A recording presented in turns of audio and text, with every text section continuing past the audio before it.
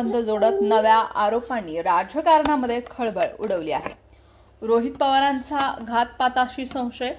अजित पवार यांच्या कुटुंबामधील आमदार रोहित पवार यांनी सुरुवातीपासून हा अपघात नसून घातपात असू शकतो असा संशय व्यक्त केलाय। मात्र घातपात कोणी आणि का केला याचं स्पष्ट उत्तर अद्यापही समोर आलेलं नाही। जरंडेश्वर फाईल पुन्हा चर्चेत।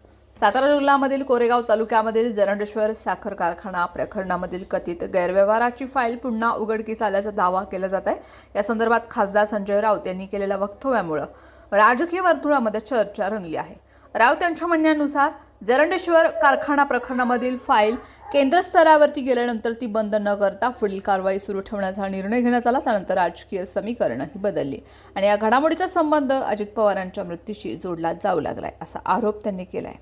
भाजप प्रवेश आणि फाईल राजकारण। राजकीय वर्तुळात असा कथित दावा केला जात आहे की काही प्रकरणं मिटवण्यासाठीच अजित पवार यांनी भाजपशी हातमिळवणी केली। मात्र संबंधित फाईल बंद न झाल्यानं मतभेद वाढले आणि परिस्थिती ही गंभीर वळणावरती गेली। या पार्श्वभूमीवर त्यांचा मृत्यू हा घातपात असू शकतो असा संकेत काही नेत्यांकडून देण्यात आलाय। तथापि या सर्व दाव्यांना अधिकृत पुष्टी नाही। तपास यंत्रणांनी अद्याप कोणताही ठोस निष्कर्ष हा जाहीर केलेला नाहीये। भावना आणि राजकीय आरोपांचा संघर्ष।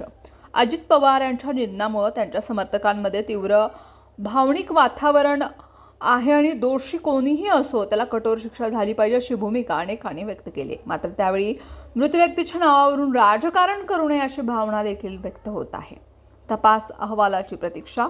विमान अपघाताच्या तपासाचा प्राथमिक अहवाल अद्याप सार्वजनिक झालेला नाही। तो समोर आल्यानंतरच घातपाताचं नेमकं कारण स्पष्ट होण्याची शक्यता